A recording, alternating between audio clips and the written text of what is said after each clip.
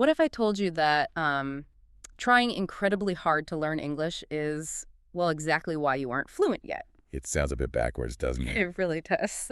Yeah. But welcome to today's deep dive. Our mission today is to unpack this remarkably concise, but, deceptively powerful guide on how to learn English in an easy way. And it really is a completely different approach to what we're used to. Right, because I want to be clear right up front for you listening, this isn't some magical overnight hack. It actually dismantles that common belief that English is just this inherently difficult thing to learn. Which is such a relief, honestly. Yeah, totally. It offers this daily blueprint for fluency. Because we usually associate learning a new language with, I don't know, overwhelming grammar books and just exhausting, painful study sessions. Yeah, we have this cultural conditioning that says learning has to be painful to be effective. Yeah. Like, if you aren't hunched over a desk for 3 hours drilling rules until your eyes blur, you assume you aren't really doing the work. Yeah, exactly. The traditional approach, it feels like you're standing at the bottom of a steep, intimidating mountain. Right, in flip-flops. Right. You just look up at the summit of fluency, and the sheer vertical drop makes you want to quit before you even take a single step. Just too much friction. But what's so fascinating about today's source is that it totally paves over that mountain. It treats language acquisition not as this grueling expedition, but more like taking a gentle daily walk around your neighborhood. Which, neurologically speaking, is the exact sweet spot for adult learners. Wait, really? The gentle walk? Yeah. What this guide is really advocating for is a shift from those sporadic, intense study binges to, well, highly manageable behavioral changes. So it's not about the intensity at all. Not at all. The core theme here is that in the human brain, consistency completely overpowers intensity. Consistency over intensity. I love that. Okay, so if we're going on this gentle neighborhood walk, we need to know exactly where to take our first step, right? Naturally. And the guide immediately throws us into what we can call the input phase. It demands that you build a daily listening habit. Right. Before you can produce a new language, you have to absorb it. Exactly. And it says you should do this using podcasts and short videos. But here is the mandate that honestly just stopped me in my tracks. Let me guess. The part about avoiding difficult content. Yes. It explicitly warns you to start with easy English and outright commands you to avoid difficult videos at first. And I kind of have to push back on this a little bit. Go ahead. Because isn't that just coddling the brain? I mean, human nature, especially for someone ambitious who might be listening to this right now, their instinct is to dive right into the deep end. Right, the trial by fire approach. Yeah, exactly. If my ultimate goal is to understand native English speakers in the real world, shouldn't I force myself to listen to complex native speed content? It seems logical, sure. Right. Staying in the shallow end with easy English just, I don't know, it feels counterproductive. It feels like going to the gym on day one and refusing to lift the heavy weights. Well, it only feels counterproductive because of that bias toward the grind that we just talked about. Okay. But if we look at the cognitive science behind language acquisition, diving into the deep end is actually the absolute worst thing you can do. Let's talk about cognitive load theory for a second. Let's do it. What actually happens in my brain when I turn on a fast-paced, complex political debate in the language I barely know? Basically, your brain goes into a state of phonetic triage. Phonetic triage. That sounds intense. It is. It gets absolutely flooded with incomprehensible noise.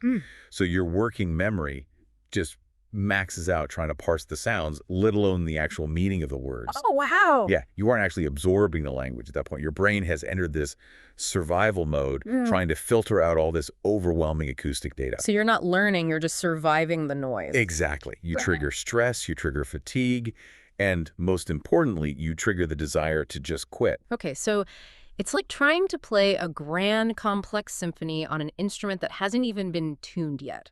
You're just generating noise, getting frustrated, and eventually you're just going to smash the instrument. That is a phenomenal analogy. Yes. Yeah. Listening to easy English is just tuning the strings. Tuning the strings. I like that. Right. By keeping the input comprehensible and low stress, you're feeding your brain language in a way that it can subconsciously categorize it. It recognizes patterns. So it's about building a foundation of comprehension. Exactly.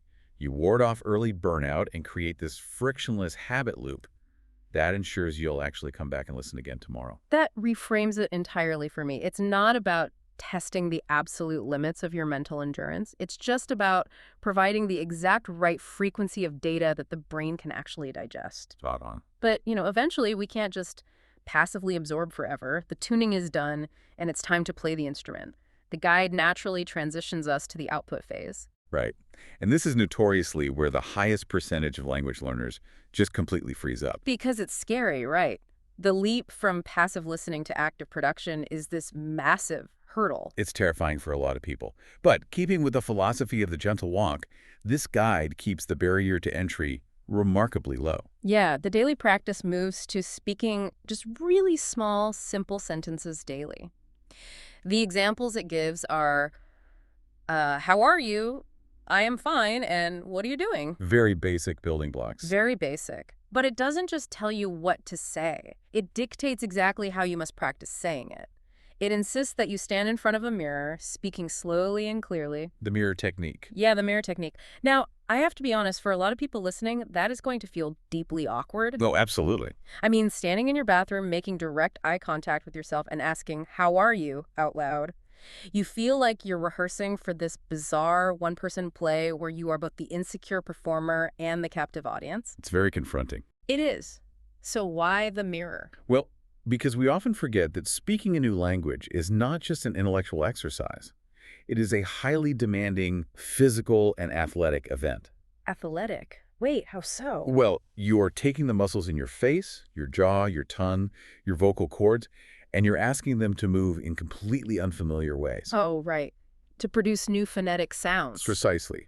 I mean, an English "se" sound, for example, requires a completely different muscular twitch than sounds in, say, Japanese or Spanish. That makes total sense. And when you are just practicing in your head, or maybe mumbling while looking down at a book, your brain often tricks you into thinking you're making the correct shape with your mouth. Ah, because you hear it right in your head, but your mouth isn't actually doing the work. Exactly.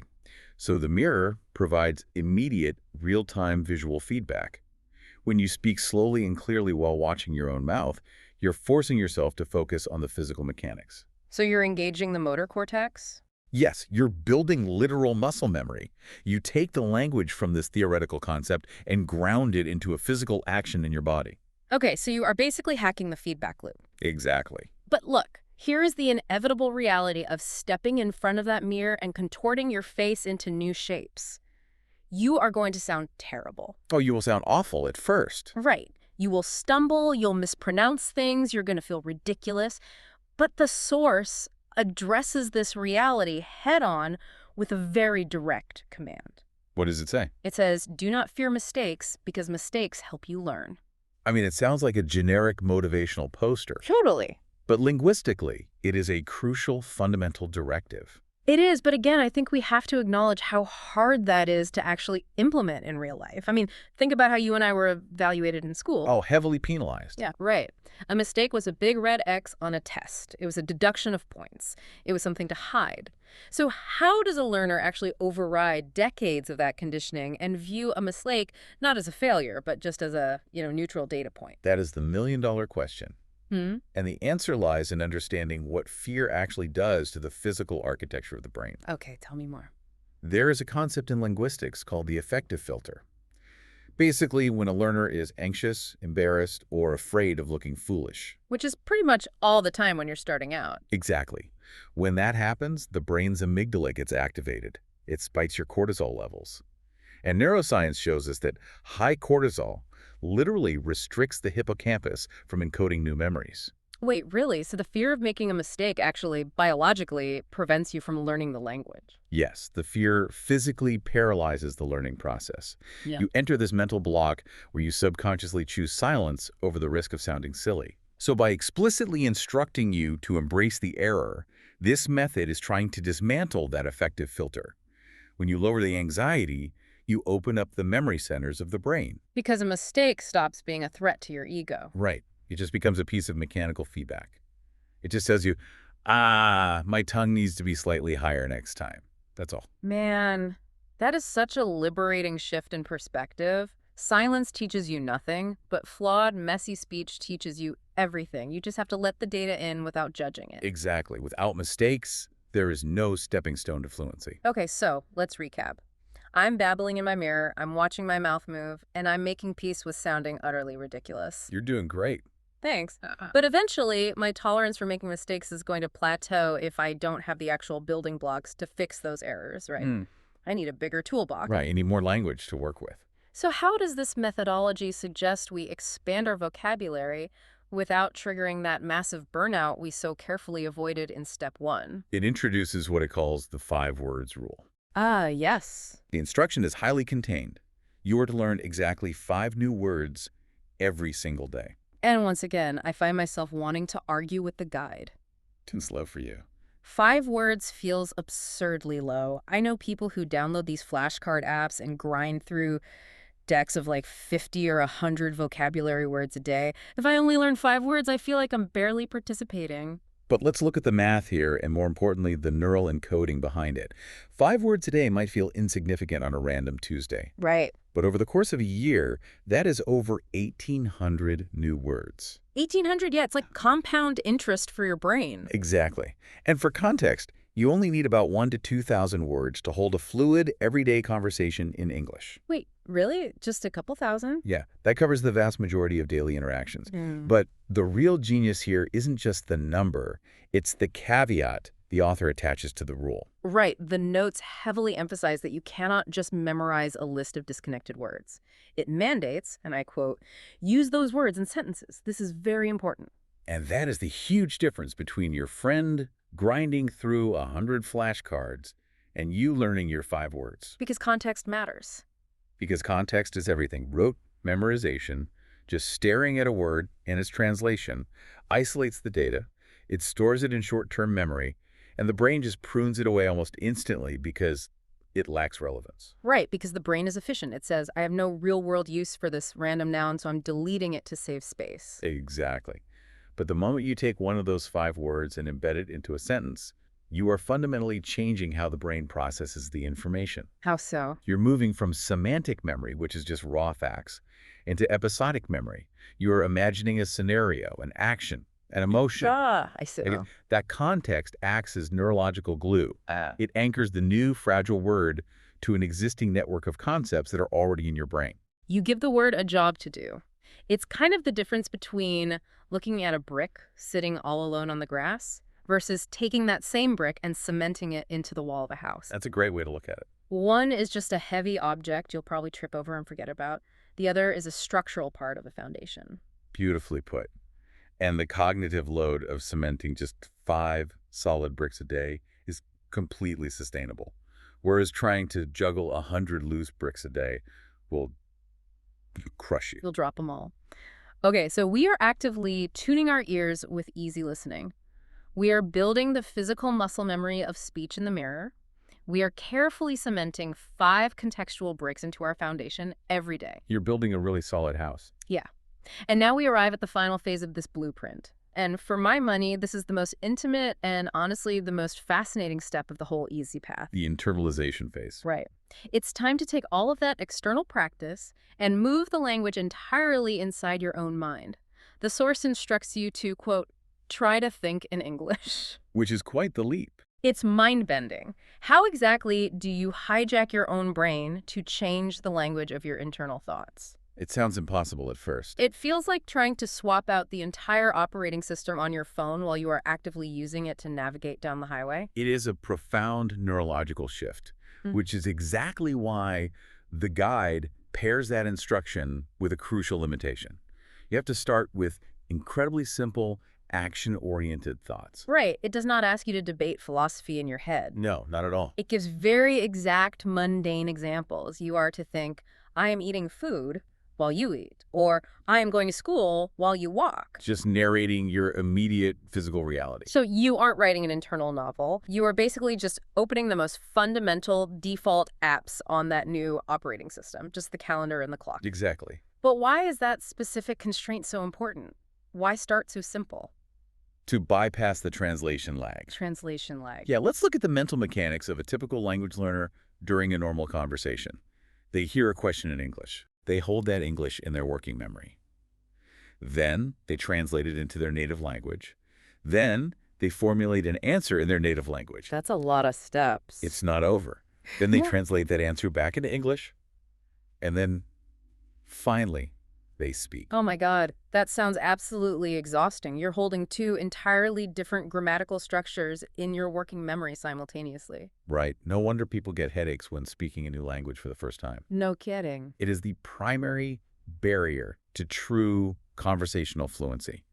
You are constantly running this heavy translation software in the background of your mind. It drains the battery. Completely. Oh. But when you consciously think a simple thought like, I'm opening the door, exactly as your physical hand turns the knob, you are wiring the English words directly to the sensory experience. Oh.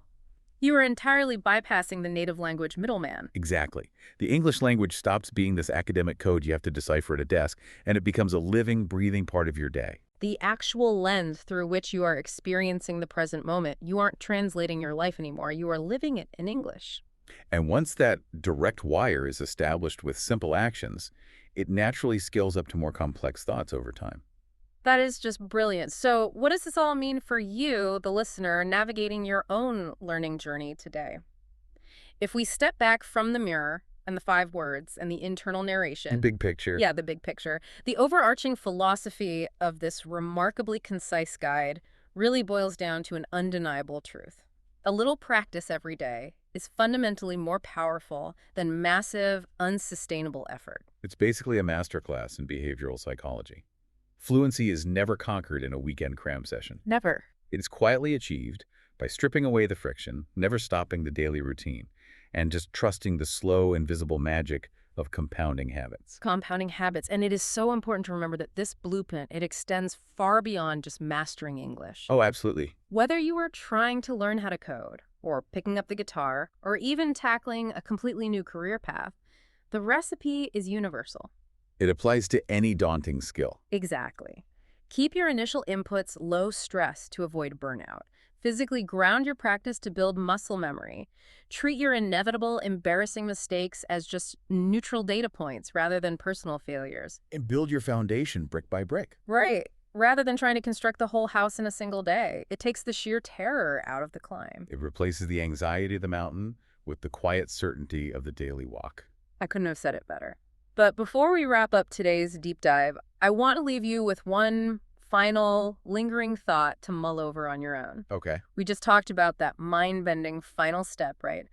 Hijacking your inner monologue to narrate your reality in a new language. The internalization phase. Right. Well, linguists have long debated the idea that the words we use fundamentally shape the boundaries of what we are actually capable of perceiving. That's a huge debate. So if you actually follow this guide and you start quietly narrating your daily neighborhood walk in a brand new language, how long does it take before that new language slowly starts to change the very way you see the world around you? Wow. That is a deeply fascinating concept to consider. Think about it on your next walk. Until next time, keep taking those small steps.